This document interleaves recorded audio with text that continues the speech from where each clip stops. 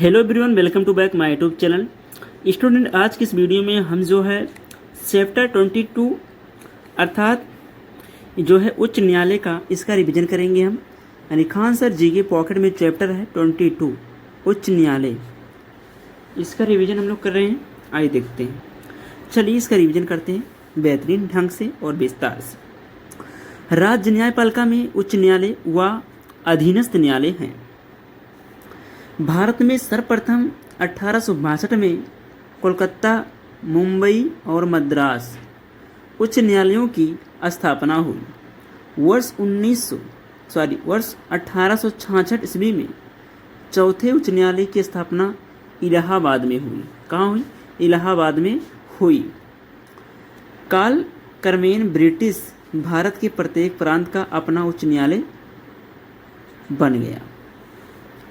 अनुच्छेद 214 के तहत प्रत्येक राज्य के लिए एक उच्च न्यायालय होगा। 7वें संविधान संशोधन अधिनियम 1956 द्वारा अनुच्छेद 231 के तहत संसद को अधिकार दिया गया कि वह 2 या अधिक राज्यों या केंद्र शासित प्रदेशों के लिए साझे उच्च न्यायालय का भी गठन कर सकती हैं। वर्तमान में देश में 25 उच्च न्यायालय हैं। इनमें से 4 उच्च न्यायालय ऐसे हैं जो साझे उत्तरदायित्व का निर्वहन करते हैं। दिल्ली एकमात्र केंद्र शासित प्रदेश है जिसका स्वयं का उच्च न्यायालय है। अन्य संघ राज्य क्षेत्र विभिन्न राज्यों के उच्च न्यायालयों के न्यायिक क्षेत्र में आते हैं। 25वें उच्च न्यायालय के रूप में आंध्र प्रदेश के अमरावती में न्यायालय की स्थापना की गई। 1 जनवरी 2019 से कार्यरत है।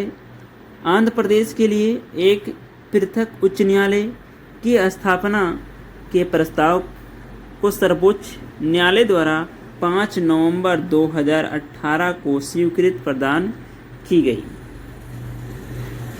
उच्च न्यायालय का गठन अनुच्छेद 216 के अनुसार प्रत्येक उच्च न्यायालय में एक मुख्य न्यायाधीश और उतने अन्य न्यायाधीश होंगे जितने आवश्यकता अनुसार समय समय पर राष्ट्रपति निर्धारित करते हैं।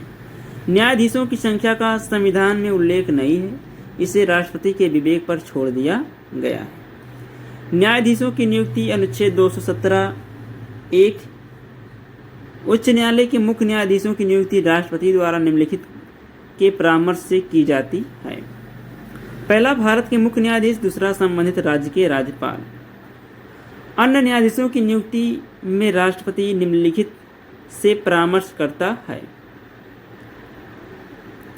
भारत के मुख्य न्यायाधीश। दूसरा, संबंधित उच्च न्यायालय के मुख्य न्यायाधीश, संबंधित राज्य के राज्यपाल। परामर्श प्रक्रिया। उच्च न्यायालय के न्यायाधीशों की सिफारिश एक कॉलेजियम द्वारा की जाती है जिसमें CII और 2 वरिष्ठतम न्यायाधीश शामिल होते हैं।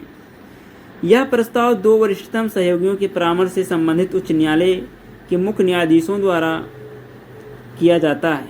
उच्च न्यायालय के मुख्य न्यायाधीश की नियुक्ति इस नीति के आधार पर की जाती है कि राज्य का मुख्य न्यायाधीश संबंधित राज्य से बाहर का होगा। योग्यताएं। अनुच्छेद 217(2) उच्च न्यायालय में न्यायाधीश पद पर नियुक्ति हेतु निम्नलिखित योग्यताएं होनी चाहिए, जैसे पहला है वह भारत का नागरिक हो। दूसरा है 10 वर्ष लगातार किसी उच्च न्यायालय या अन्य न्यायालय में अधिवक्ता रह चुका हो। नोट: संविधान में उच्च न्यायालय के न्यायाधीशों हेतु न्यूनतम आयु का उल्लेख नहीं है। सर्वोच्च न्यायालय के विपरीत उच्च न्यायालयों में प्रसिद्ध न्यायविद की नियुक्ति का प्रावधान नहीं है। अनुच्छेद 217(3) के अंतर्गत किसी न्यायाधीश की आयु संबंधी प्रश्न का निर्धारण राष्ट्रपति द्वारा उच्चतम न्यायालय के मुख्य न्यायाधीश से परामर्श के बाद किया जाता है। शपथ। अनुच्छेद 219 उच्च न्यायालय के न्यायाधीशों को राज्यपाल द्वारा या राज्यपाल द्वारा नियुक्त व्यक्ति द्वारा संविधान की 3री अनुसूची में वर्णित प्रारूप के अनुसार शपथ दिलवाई जाती है।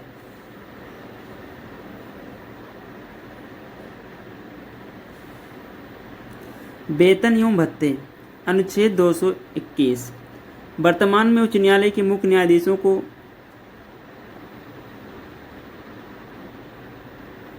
2.5 लाख प्रतिमाह तथा अन्य न्यायाधीशों को 2,25,000 प्रतिमाह वेतन दिया जाता है। न्यायाधीशों का वेतन संसद निर्धारित करती है। सेवानिवृत्ति मुख्य न्यायाधीश और अन्य न्यायाधीश उनके अंतिम माह के वेतन का 50% माह पेंशन पाने के हकदार हैं। न्यायाधीश के वेतन तथा पद की शर्तों में उनके हित के विरुद्ध कोई परिवर्तन नहीं किया जा सकता है। उच्च न्यायालय के न्यायाधीशों के वेतन तथा भत्ते राज्य की संचित निधि पर भारित होते हैं। संविधान में उच्च न्यायालय के न्यायाधीशों के निश्चित कार्यकाल का निर्धारण नहीं है, तथापि इस संबंध में 4 प्रावधान दिए गए हैं। वह 62 वर्ष की आयु तक पद पर रहता है। राष्ट्रपति को अपना त्याग पत्र दे सकता है। तीसरा, राष्ट्रपति संसद की सिफारिश पर उसे पद से हटा सकता है। सर्वोच्च न्यायालय में नियुक्त होने या अन्य उच्च न्यायालय में स्थानांतरण होने पर वह वर्तमान न्यायालय में अपना पद छोड़ देता है। अनुच्छेद 220 के अनुसार उच्च न्यायालय के न्यायाधीशों सेवानिवृत्ति के बाद विधि व्यवसाय नहीं कर सकते हैं। न्यायाधीशों का स्थानांतरण अनुच्छेद 222 में यह व्यवस्था की गई है कि राष्ट्रपति भारत के मुख्य न्यायाधीश से परामर्श करने के बाद किसी न्यायाधीश को एक उच्च न्यायालय से दूसरे उच्च न्यायालय में स्थानांतरित किया जा सकता है। नोट: लीला सेठ भारत की प्रथम महिला थी जो हिमाचल प्रदेश के उच्च न्यायालय में प्रमुख न्यायाधीश बनी थी। उच्च न्यायालय की शक्तियाँ। उच्च न्यायालय की शक्तियाँ। पहला हेडिंग इसमें प्रारंभिक क्षेत्राधिकार। वे मामले जिनमें सीधे उच्च न्यायालय जा सकते हैं, ऐसे मामले निम्नलिखित हैं। मूल अधिकार के परिवर्तन संबंधी मामले, अधीनस्थ न्यायालय में उपस्थित कोई ऐसा विषय जिसमें संविधान की व्याख्या संबंधी प्रश्न निहित है, संसद सदस्यों व राज्य विधानमंडल सदस्यों के निर्वाचन संबंधी विवाद, राजस्व संग्रहण एवं अन्य राजस्व मामलों में विवाह, तलाक, वसीयत, कंपनी कानून आदि मामले में न्यायिक अवमानना संबंधी मामले, अधिक धनराशि वाले सिविल मामलों में 4 उच्च न्यायालयों को प्रारंभिक मूल क्षेत्राधिकार प्राप्त हैं, जैसे कलकत्ता, मुंबई, मद्रास व दिल्ली उच्च न्यायालय। नोट: प्रारंभ में कलकत्ता, मुंबई व मद्रास उच्च न्यायालय को आपराधिक मामलों में भी प्रारंभिक क्षेत्राधिकार था, जैसे आपराधिक प्रक्रिया संहिता 1973 द्वारा समाप्त कर दिया गया। दूसरा पॉइंट इसमें है अपीलीय क्षेत्राधिकार। उच्च न्यायालय मूलतः अपीलीय न्यायालय है जो अधीनस्थ न्यायालयों के निर्णय के विरुद्ध अपील सुनता है। यह सिविल तथा आपराधिक दोनों मामलों में अपील सुन सकता है। सिविल मामले संबंधी अपील निर्धारित सीमा से अधिक राशि वाले मामलों में सभी अधीनस्थ न्यायालयों के निर्णयों के विरुद्ध उच्च न्यायालय में अपील की जा सकती है, चाहे वह मामला कानून से संबंधित हो या फिर तथ्य से। ऐसे मामले जिसमें विधि का सारवान प्रश्न निहित हो के संबंध में जिला एवं अधीनस्थ न्यायालय के निर्णय के विरुद्ध उच्च न्यायालय में अपील की जा सकती है। अगला है आपराधिक मामले संबंधी अपील 7 साल से अधिक सजा वाले मामलों में। सत्र न्यायालय अतिरिक्त सत्र न्यायालय के निर्णय के विरुद्ध उच्च न्यायालय में अपील की जा सकती है। मृत्युदंड संबंधी मामलों की पुष्टि उच्च न्यायालय द्वारा किया जाना आवश्यक है, चाहे पीड़ित ने अपील किया हो या नहीं। न्यायाधीश या रिट संबंधी क्षेत्राधिकार। अनुच्छेद 226 के तहत उच्च न्यायालय मौलिक अधिकारों के परिवर्तन तथा किसी अन्य प्रयोजन हेतु रिट, बंदी, प्रत्यक्षीकरण, परमादेश, प्रतिषेध, उत्प्रेषण अधिकार, परीक्षा, आदेश या निर्देश जारी कर सकता है। अभिलेख न्यायालय। अनुच्छेद 215 सर्वोच्च न्यायालय की भांति उच्च न्यायालयों को भी अभिलेख न्यायालय संबंधी एवं न्यायिक अवमानना वाले मामलों में दंड देने की शक्ति प्राप्त है। न्यायिक अवमानना। न्यायिक अवमानना पद संबंध में संविधान में परिभाषित नहीं है। इसे न्यायिक अवहेलना अधिनियम 1971 में परिभाषित किया गया है। न्यायिक अवमानना 2 प्रकार का होता है, एक होता है सिविल अवमानना और एक होता है आपराधिक अवमानना। सिविल अवमानना जानबूझकर न्यायालय के आदेशों का पालन न करना और आपराधिक अवमानना न्यायालय के निर्णय के विरुद्ध ऐसे लेख प्रकाशित करना जो न्यायालय के सम्मान को ठेस पहुंचाए। न्यायिक कार्यवाही में हस्तक्षेप या दुराग्रह। न्यायिक कार्यवाही में अवरोध, बाधा उत्पन्न करना। न्यायिक समीक्षा की शक्ति। सर्वोच्च न्यायालय की भांति उच्च न्यायालयों को भी न्यायिक पुनर्विलोकन की शक्ति प्राप्त है। अधीनस्थ न्यायालयों पर नियंत्रण। अनुच्छेद 215 उच्च न्यायालयों को अधीनस्थ न्यायालयों जैसे जिला तथा उसके नीचे के न्यायालयों पर नियंत्रण की व्यापक शक्ति प्राप्त है। जिस प्रकार उच्चतम न्यायालय द्वारा घोषित कानून भारत के सभी न्यायालयों पर बाध्यकारी है, उसी प्रकार उच्च न्यायालय के कानून उन सभी अधीनस्थ न्यायालयों पर बाध्यकारी है जो उच्च न्यायालय के क्षेत्र अधिकार में आते हैं। पर्यवेक्षण संबंधी अधिकार। उच्च न्यायालयों को अपने क्षेत्र के अंतर्गत आने वाले सभी न्यायालयों व सहायक न्यायालयों के क्रियाकलापों के पर्यवेक्षण का अधिकार है। न्यायाधीशों को हटाना। उच्च न्यायालय के न्यायाधीशों को हटाने के लिए वही प्रक्रिया अपनाई जाती है जो उच्चतम न्यायालय के न्यायाधीशों के लिए विहित है, अर्थात इन्हें भी केवल 2 आधारों पर हटाया जा सकता है, एक असमर्थता और एक दूसरा है साबित कदाचार।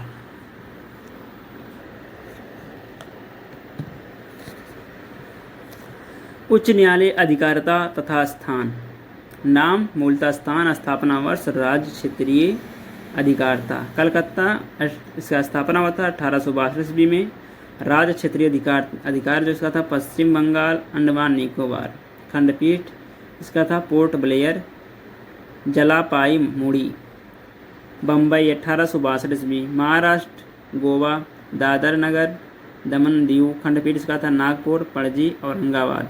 मद्रास 1862। तमिलनाडु पुदुचेरी। खंडपीठ मुद्रे। इलाहाबाद प्रयागराज 1866 ईस्वी। उत्तर प्रदेश खंडपीठ लखनऊ। कर्नाटक बेंगलुरु 1884 ईस्वी। कर्नाटक। पटना 1916 ईस्वी। बिहार। उड़ीसा कटक 1948 ईस्वी। उड़ीसा। गुवाहाटी 1948 ईस्वी। असम, नागालैंड, मिजोरम, अरुणाचल प्रदेश खंडपीठ कोहिमा, आइजोल, ईटानगर। राजस्थान जोधपुर 1949 ईस्वी। राजस्थान खंडपीठ जयपुर। मध्य प्रदेश जबलपुर 1956 ईस्वी। मध्य प्रदेश खंडपीठ ग्वालियर, इंदौर।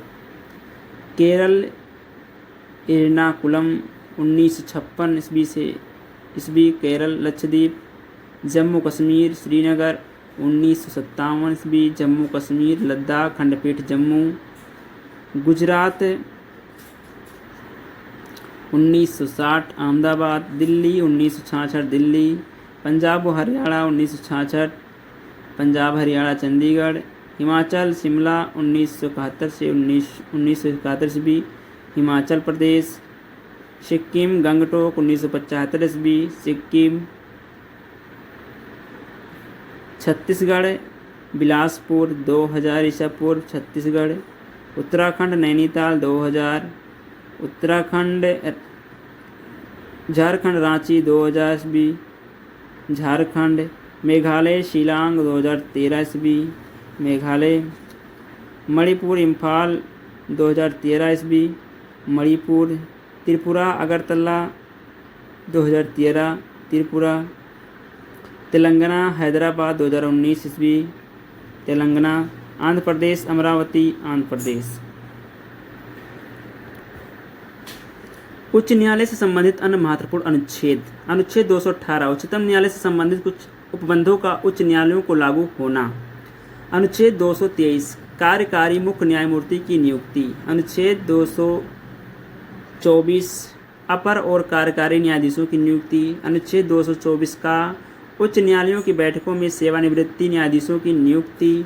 अनुच्छेद 225 विद्यमान उच्च न्यायालयों की अधिकारिता। अनुच्छेद 227 सभी न्यायालयों के अधीक्षण की उच्च न्यायालय की शक्ति।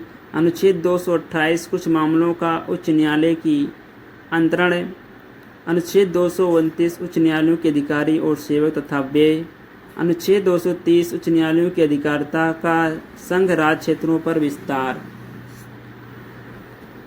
तो ये था, मैंने जो है उच्च न्यायालय के विषय में जो है रिवीजन करा दिया है।